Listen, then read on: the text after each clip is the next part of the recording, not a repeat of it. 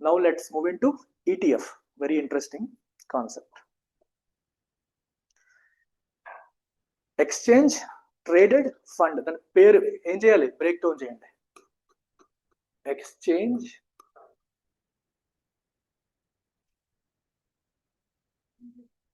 traded fund.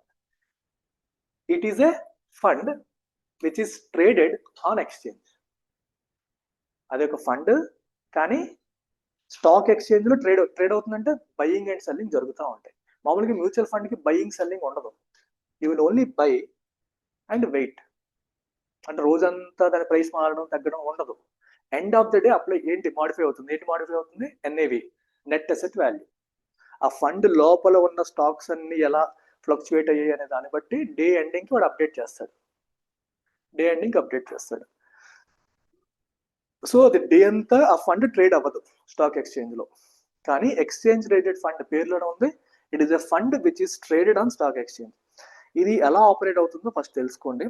Exchange traded fund లో ఇది general గా ఇండెక్స్ ఫండ్స్ కి ఉంటాయి.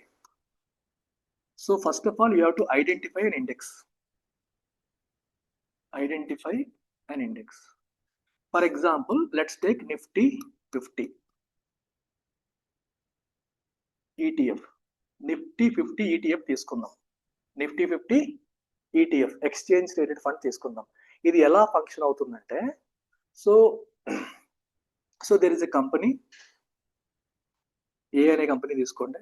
ఈ కంపెనీ ETF క్రియేట్ చేద్దాం అనుకుంటోంది, నిఫ్టీ 50 ETF క్రియేట్ చేద్దాం అనుకుంటోంది. సో ఈ కంపెనీ ఎవరితో మాట్లాడుతుందంటే AP company talks to another one called B అనుకోండి, దాన్ని ఏపీ అంటాం. ఏపీ అంటే ఫుల్ ఫామ్ చెప్తాను. సో నేను నిఫ్టీ 50 ETF రన్ చేద్దాం అనుకుంటున్నాను అని ఏ అనే కంపెనీ బి అనే కంపెనీకి చెబితే బి అనే కంపెనీ లేదా ఇది ఏపీ ఏం చేస్తుందో తెలుసా, నిఫ్టీ 50లో ఉన్న స్టాక్స్ అన్ని కూడా ఆ రేషియోలో కొనేస్తుంది. ఏపీ ఏం చేస్తుంది, ఇట్ బైస్ స్టాక్స్. ఏ రేషియోలో, నిఫ్టీ 50 ఎలా అయితే ఉంటుందో దాంట్లో ఉన్న ప్రకారం, ఇండెక్స్ ప్రకారం మొత్తం స్టాక్స్ అన్ని కొనేస్తుంది. కొనేసి వీటిని ఈ ఏ అనే కంపెనీకి ఇస్తే ఏ అనే కంపెనీ ఈ బి అనే కంపెనీకి ETF యూనిట్స్ ఇస్తుంది, exchange traded fund units. Exchange, మళ్ళీ రిపీట్ చేస్తాను, కంగారు పడకండి. ఎక్స్చేంజ్ ట్రేడెడ్ ఫండ్ యూనిట్స్ ఏపీకి ఇస్తుంది. ఇచ్చిన తర్వాత ఈ ఏపీ లేదా బి అనే కంపెనీ ETF యూనిట్స్ ని పుట్స్ దెమ్ ఆన్ ఎక్స్చేంజ్, అంటే ఏంటి, NSE ఆర్ BSE ఫర్ సేల్కి పెడతారు. వాటిని ఎక్స్చేంజ్ లో సేల్కి పెడతారు. సేల్కి పెట్టినప్పుడు నీలాంటి వాళ్ళు నాలాంటి వాళ్ళు కొనుక్కోవచ్చు. చాలా చాలా important. I will repeat it. So first iteration లో మీకు కొంత అర్థం అవుతుంది, సెకండ్ ఐటరేషన్ లో మొత్తం అర్థం అవుతుంది. ఇప్పటివరకు అర్థమైందా లేదా? కొంత అర్థమైంది. సో ఇప్పుడు రిపీట్ చేస్తాను. రిపీట్ చేసినప్పుడు మీకు మొత్తం అర్థమవుతుంది. ఏపీ ఫుల్ ఫామ్ ఏంటి, ఆథరైజ్డ్ పార్టిసిపెంట్. ఏపీ అంటే ఆథరైజ్డ్ పార్టిసిపెంట్.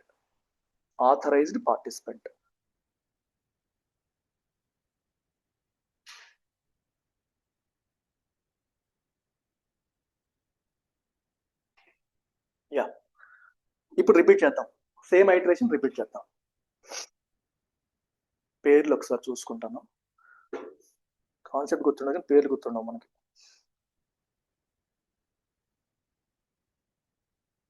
ఓకే, ఇందాక మనం అనుకున్నట్టు నిప్పాన్ ఇండియా తీసుకుందాం. మళ్ళీ మీకు అది అలవాటు అయింది కదా పేరు. సో నిప్పాన్ ఇండియా అనేది ఏంటి, ఒక AMC,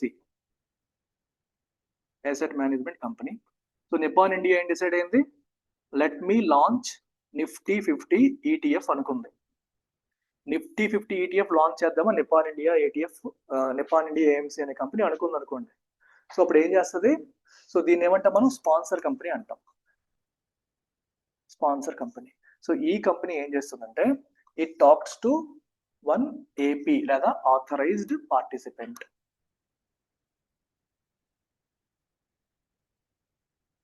ఆథరైజ్డ్ పార్టిసిపెంట్ తో మాట్లాడుతుంది. ఈ authorized participant can be a large bank, HDFC bank, ICICI bank, anybody can be authorized participant.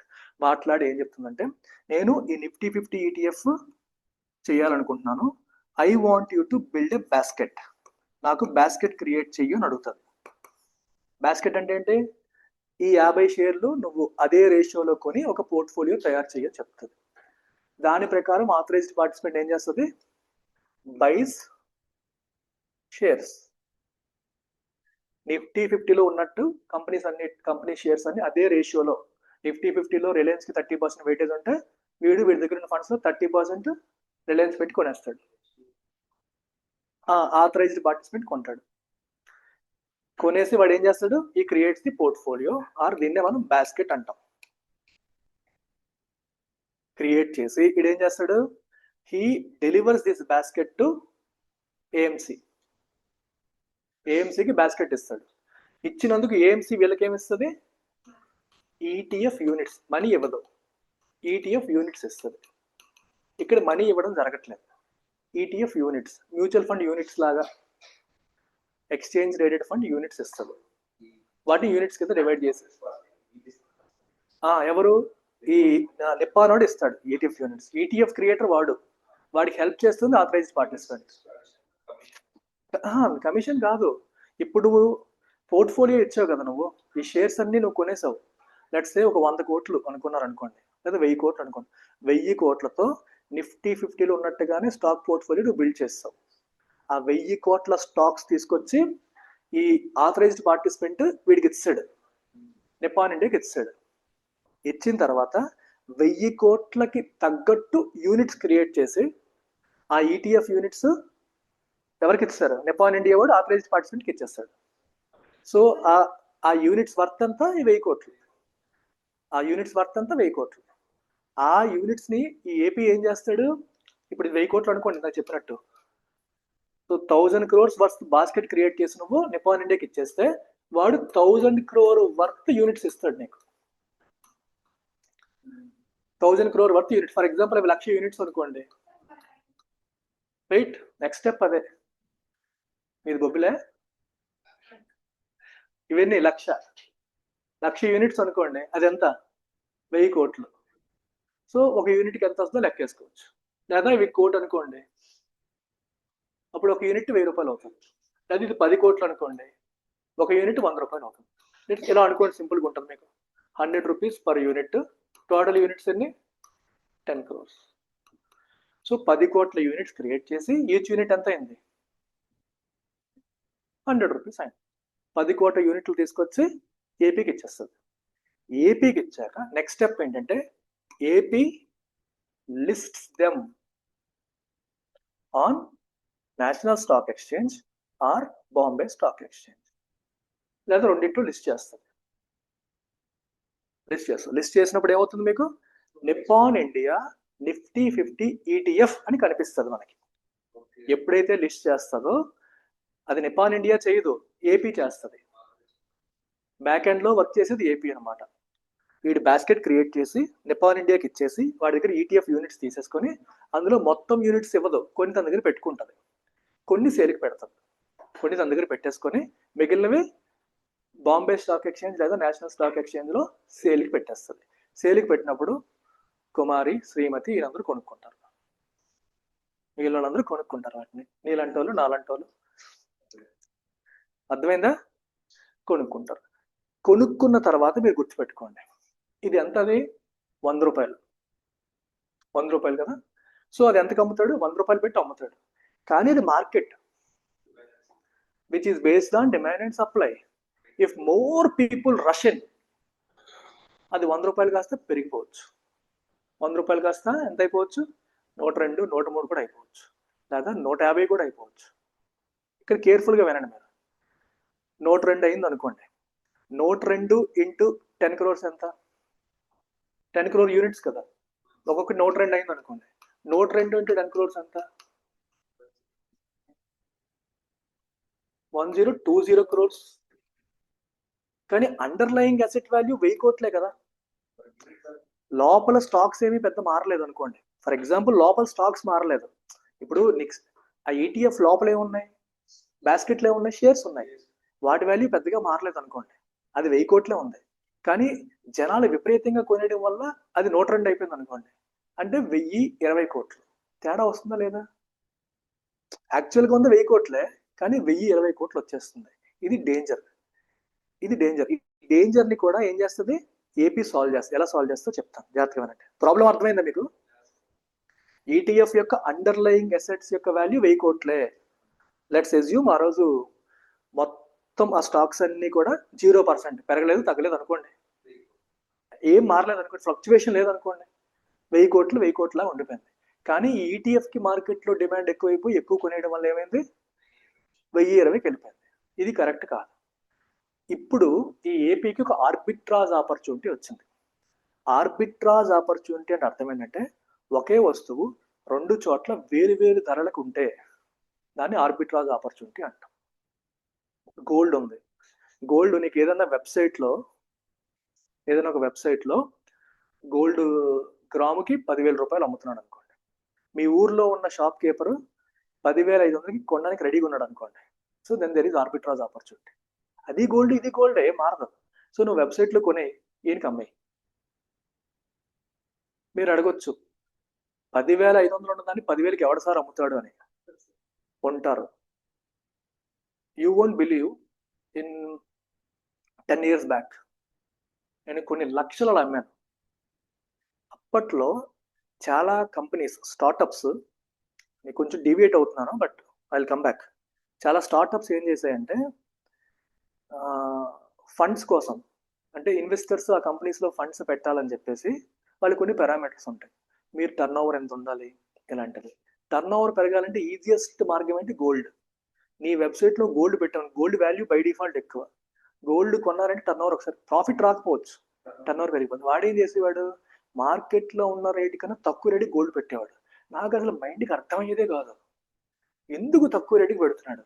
నాకేం పోయింది, నేను మా ఊరు షాప్ వాడికి ఫోన్ చేసేవాడిని, ఇవాళ గోల్డ్ రేట్ అంతా అంట. అంటే అప్పుడు రేట్లు కదా, గ్రాముకి 5,000 6,000, ఇప్పుడు మారిపోయి 6,000 7,000 5,000 చెప్పారు అనుకోండి గ్రాముకి 5,000.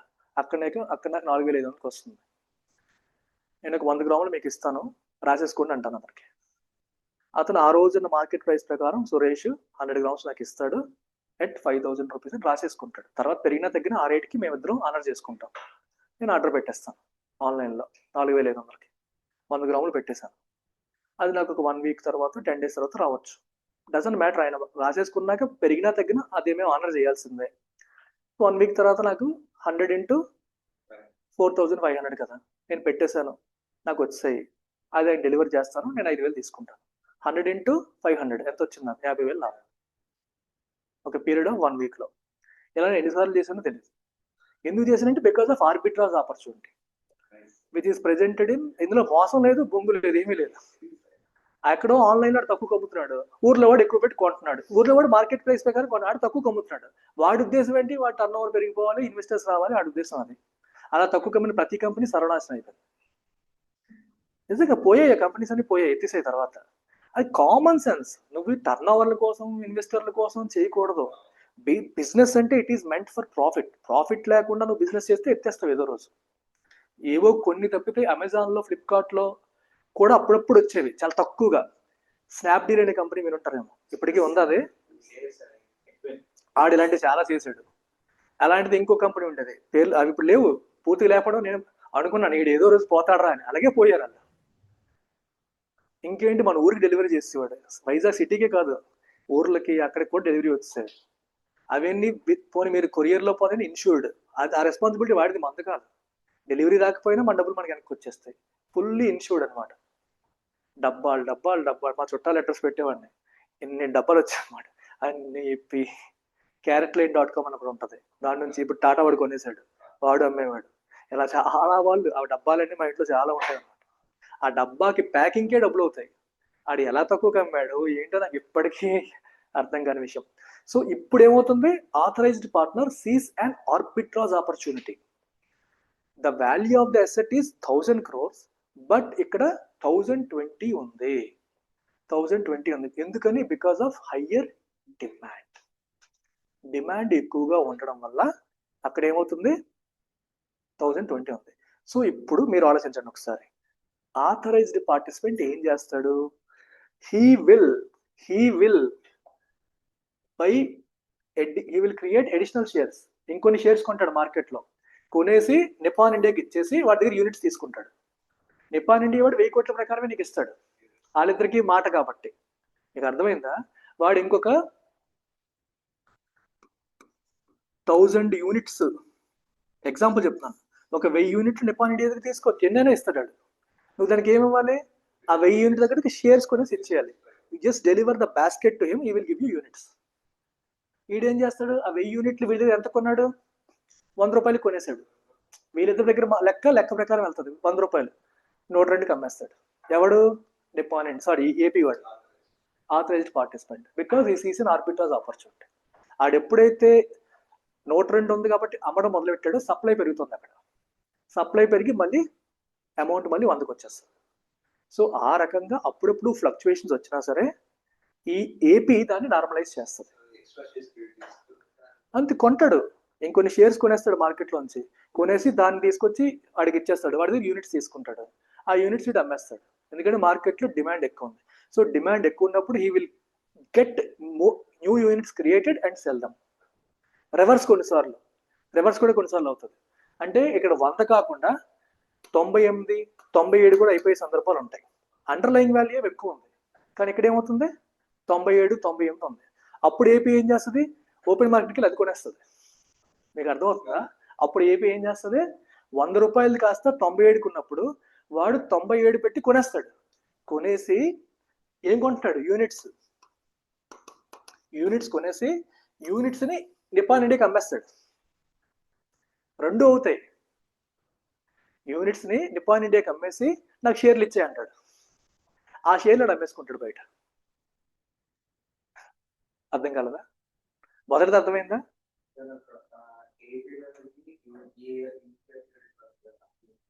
మళ్ళీ చెప్తాను. ఇది ఏఎంసీ అనుకోండి, ఇది ఏపీ అనుకోండి. ఇది ఏఎంసీ, ఇది ఏపీ. సో ఏపీ ఏం చేస్తుంది? వాళ్ళకి బాస్కెట్ ఇస్తుంది, బాస్కెట్ ఆఫ్ షేర్స్ ఇస్తుంది. దానికి వాడు ఏమిస్తున్నాడు? యూనిట్స్ ఇస్తున్నాడు. ఒకవేళ ఏపీ వీడికి యూనిట్స్ ఇస్తే ఏఎంసీ వీడికి షేర్స్ ఇస్తుంది. ఆ ట్రాన్సాక్షన్ రివర్స్ కూడా అవుతుంది. ఓకే, ఒరిజినల్ గా ఏం జరుగుతుందంటే ఏపీ బాస్కెట్ క్రియేట్ చేస్తుంది, షేర్స్ అన్ని కొనేసి ఒక బాస్కెట్ పోర్ట్ఫోలియో క్రియేట్ చేసి ఆ పోర్ట్ఫోలియో యాజ్ గా ఏఎంసీకి ఇచ్చేస్తుంది. ఇచ్చేసి వాడి దగ్గర యూనిట్స్ తీసుకుంటుంది. ఆ తీసుకున్న యూనిట్స్ కాస్త ఏపీ ఏం చేస్తుంది? Sells on NSE or BSE. Problem ఎక్కడ వస్తుందంటే ఈ basket value let's say 100 rupees per unit అయితే మార్కెట్లో ట్రేడ్ అవుతున్న వాల్యూ 102 అయ్యింది అనుకోండి. ట్రేడ్ అవుతుంది, ఎందుకంటే ట్రేడింగ్ అంటే కొనడం అమ్మడం కంటిన్యూస్గా జరుగుతూ ఉంటాయి. ఈ ప్రాసెస్ ఇది 102 అయిపోయింది అనుకోండి. అప్పుడు AP sees and arbitrage opportunity. అంటే 100 రూపాయలు ఉండాల్సింది కాస్త ఇక్కడ 102 ఉంది. అప్పుడు ఏపీ ఏం చేస్తుంది? ఎడిషనల్ షేర్స్ క్రియేట్ చేసి కొనేసి మార్కెట్లోంచి దాంతో ఒక బాస్కెట్ క్రియేట్ చేసి దాన్ని ఏఎంసీకి ఇచ్చేసి వాడి దగ్గర ఎడిషనల్ యూనిట్స్ తీసుకుంటుంది. ఆ యూనిట్స్ ఎంతకి ఇస్తాడు? 100 రూపాయలకి ఇస్తాడు. వాళ్ళిద్దరు లెక్క ప్రకారం వెళ్ళిపోతారు. ఆ ఎడిషనల్ గా తీసుకుని యూనిట్స్ తీసుకొచ్చి మార్కెట్లో వాటిని తీసుకొచ్చి 102కి అమ్మేస్తుంది. Cells for 102. ఆ 2 రూపీస్ పర్ యూనిట్ ఏపీకి లాభం. అలా 102కి అమ్మినప్పుడు ఏమవుతుంది? మార్కెట్లో సేల్ వాల్యూమ్ ఎక్కువ యూనిట్ సేల్ అవుతుంది. అంటే ఏమంటుంది దాన్ని? డిమాండ్ సప్లై పెరిగింది. సప్లై పెరిగి ఏమవుతుంది? ప్రైస్ తగ్గుతుంది. 102 ఉంది, ఆడి పెంచుకున్న కొద్దిగా అలాగే మెల్లమెల్లగా 100కి వచ్చేస్తుంది. స్లోగా it comes back to 100. So AP యొక్క ఆబ్జెక్టివ్ ఏంటంటే it should always try to keep ETF price close to INAV. INAV అంటే ఇది net asset value. Net asset value అయితే మీరు అడగొచ్చు 100 ఎప్పుడు 100గా ఉండదు, ఇవన్నీ షేర్సే కదా. At the end of the day ఒక రోజు అయిందనుకో వీటి వాల్యూ కూడా మారచ్చు. ఒక రోజు అయ్యాక వీటి వాల్యూ లెట్స్ సే 105 అయింది అనుకోండి, ఇది లోపల వాల్యూ 105 అయింది. సో ఐడియల్ గా ఈటీఎఫ్ ప్రైస్ కూడా 105 ఉండాలి. ఆ ఈటీఎఫ్ లో ఉన్న కంపెనీ షేర్స్ వాల్యూస్ అంతా తీసుకుంటే 105 అయినప్పుడు ఈటీఎఫ్ వాల్యూ కూడా 105 ఉండాలి. కొన్ని సందర్భాల్లో ఎక్కువ తక్కువ అవుతాయి. ఎక్కువ అయినప్పుడు ఏం చేస్తాడు వీడు షేర్స్ క్రియేట్ చేసి వాడికి అమ్మేసి యూనిట్స్ తీసుకొని యూనిట్స్ మార్కెట్లో అమ్మేస్తాడు. ఇది అర్థమైందా? ఈ లెగ్. సెకండ్ లెగ్ ఏంటి? ఇది 102 కాకుండా 97 ఉంటే లేదా 95 ఉంటే అంటే వాటి ఐఎన్ఏవి యాక్చువల్ వాల్యూ అంతా 100 కన్నా తక్కువ ఉంది అనుకోండి. మార్కెట్లో 100 కన్నా తక్కువ ఉంది. నేను ఏపీ అయితే ఏం ఆలోచిస్తాను? మార్కెట్లో 97 కొనేస్తాను, నిప్పాన్ వాడికి 100కి అమ్మేస్తాను. హ్యాపీ కదా? సో వాడు ఏం చేస్తాడు? మార్కెట్లో ఈటీఎఫ్ యూనిట్స్ కొనేస్తాడు 97 రూపాయలకి. ఆ యూనిట్ని నిప్పాన్ ఏఎంసీకి ఇచ్చేసి నాకు 100 రూపాయలు ఇచ్చి నేను ఇచ్చేస్తాడు. అప్పుడు ఏమవుతుంది? ఇక్కడ డిమాండ్ తక్కువ ఉంది కదా, డిమాండ్ తక్కువ ఉంటేనే ప్రైస్ తక్కువ ఉంటుంది. సో వీడి కొనడం వల్ల ఏమవుతుంది? డిమాండ్ పెరుగుతుంది. ఏపీ కొంటుందంటే అర్థం ఏంటి? డిమాండ్ పెరిగితే the price will come back to 100. So ఎప్పుడైనా సరే ఇది 100 అనుకుంటే 100కి పైకి వెళ్తే కిందకి ఎలా తగ్గిస్తుంది? సప్లై పెంచడం ద్వారా. కిందకి వెళ్తే కొనడం ద్వారా మళ్ళీ పెంచుతారు. So it always tries to keep it near ఐఎన్ఏవికి దగ్గరగా ఉండాలి. సో మీరు ఎప్పుడైనా ఈటీఎఫ్ కొంటే మీరు ఏం చూడాలి? ఈటీఎఫ్ యొక్క ట్రేడెడ్ ప్రైస్, మార్కెట్లో ఉన్న ప్రైస్ ఐఎన్ఏవికి యాజ్ క్లోజ్ యాజ్ పాసిబుల్ ఉండాలి. అలా ఉండేలా చేయాల్సిన పని ఎవరిది? ఏపీది. అలా ఉండలేదంటే ఏపీ సరిగ్గా పని చేయట్లేదని అర్థం. మీరు ఎప్పుడైనా ఈటీఎఫ్ కొంటే చూడాల్సిందంటే INAV and the traded price should be as close as possible. Exact equal possible కాదు. పీపుల్ ఇర్రేషనల్ కాబట్టి ఎగ్జాక్ట్గా ఉండడం పాసిబుల్ కాదు. ఎక్కువ తక్కువ ఉంటాయి. బాగా ఎక్కువ తక్కువ ఉండకుండా చూసుకుంటే మంచిది. తక్కువ ఉంటే మనకి మంచిది, అడ్వాంటేజ్. ఐఎన్ఏవి కన్నా ట్రేడెడ్ ప్రైస్ తక్కువ అనుకుంటే మనకి పండగ. ఎక్కువ వాల్యూ మనం తక్కువ పెట్టుకుంటున్నట్టు. INAV is the true value of the fund అమ్మా. ఎందుకంటే అందులో ఉన్న షేర్స్ అన్నిటి యొక్క యాక్చువల్ వాల్యూ అది ట్రూ వాల్యూ. నీకు ట్రేడెడ్ ప్రైస్ తక్కువ ఉంది అనుకోండి, నీకు దానికన్నా తక్కువకి వస్తుంది. 100 రూపాయలు వస్తువు నీకు 97కి వస్తే హ్యాపీగా కొంటావు. బాగా ఎక్కువ ఉంటే ప్రాబ్లం. అంటే 100 రూపాయలు వస్తువు నువ్వు 102 పెట్టుకుంటున్నావు, అది ప్రాబ్లం. ఇది మీరు చూసుకోవాలి. ఇప్పుడు సిల్వర్ ఈటీఎఫ్ ఎవరైనా కొనాలనుకుంటే this is what you should look for. Tata silver ETF ఉంది, హెచ్డిఎఫ్సి ఉంది, యూటీఐ ఏఎంసీ, చాలా ఉన్నాయి ఈటీఎఫ్స్. అందులో ఎవడు బాగా మెయింటైన్ చేస్తాడో మీకు ఎలా తెలుస్తుంది? ఐఎన్ఏవికి ట్రేడెడ్ ప్రైస్కి మధ్య డిఫరెన్స్ తక్కువ ఉంటే వాడు బాగా మెయింటైన్ చేస్తున్నట్టు, ఎక్కువ ఉంటే వాడు సరిగ్గా చేయట్లేదని అర్థం. చాలా కాంప్లికేషన్స్ కదండి, అది పిచ్చెక్కేస్తుంది. అంటే మీకు వేడెక్కిపోద్ది, బ్రెయిన్ వేడెక్కుతుంది. So if you have curiosity you will enjoy. If you don't have curiosity, ఇది ఎగ్జామ్ పుస్తకాలు రాసేసుకోవాలంటే యూ విల్ నాట్ ఎంజాయ్. ఇదంతా మాకు పిచ్చెక్కిపోతున్నట్టు. ఎవరికైనా సరే ఇవి ఎంత ఎవరు చెప్పరమ్మా, మీకు అవసరం ఉండదు. ఏంటంటే జస్ట్ మీరు ఎలాగో ఇంట్రెస్ట్ చూపుతున్నారు కాబట్టి నాకు ఎనర్జీ వచ్చింది. మీరు ఇంట్రెస్ట్ చూపలేదనుకో నాకు ఎనర్జీ రాదు. సో మీరు చూపించారు. మీకు తెలిసి ఎందుకు చెప్పారంటే పర్సనల్ లైఫ్లో మీకు హెల్ప్ అవుతుంది. If you're buying an ETF you should know how it operates. ఇప్పుడు సిల్వర్ కొనాలంటే బెస్ట్ ఆప్షన్ ఇస్ ఈటీఎఫ్. ఈటీఎఫ్కి ఫండ్కి డిఫరెన్స్ ఏంటి? ఈటీఎఫ్లో ఛార్జెస్ తక్కువ ఉంటాయి, మ్యూచువల్ ఫండ్లో ఎక్కువ ఉంటాయి. సిల్వర్ మ్యూచువల్ ఫండ్స్ ఏం చేస్తాయి తెలుసా? సిల్వర్ ఈటీఎఫ్స్ కొంటాయి. సిల్వర్ మ్యూచువల్ ఫండ్స్ సిల్వర్ ఈటీఎఫ్స్ని కొంటున్నాయి. సో ఈటీఎఫ్కి ఒక ఛార్జ్, మ్యూచువల్ ఫండ్కి ఒక ఛార్జ్, డబుల్ ఛార్జెస్ పడతాయి కదా అడిగి. సో బెటర్ ఈటీఎఫ్ కొనుక్కుంటే మనకు బెటర్. ఈటీఎఫ్ కొనాలంటే షేర్ నీకు డిమాట్ అకౌంట్ ఉండాలి. Mutual ఫండ్కి demat account ఉండక్కర్లేదు. Demat account ఉంటే నువ్వు ఈటీఎఫ్ కొనుక్కోవచ్చు. సిల్వర్ కానీ గోల్డ్ కానీ ఇన్వెస్ట్ చేయాలంటే ఇప్పుడు బెస్ట్ మార్గం ఏంటి? ఈటీఎఫ్. ఎందుకంటే మనకి సేఫ్టీ, తలకాయ నొప్పి ఉండదు, అది ఎవడైనా కొట్టేస్తాడనే భయం ఉండదు.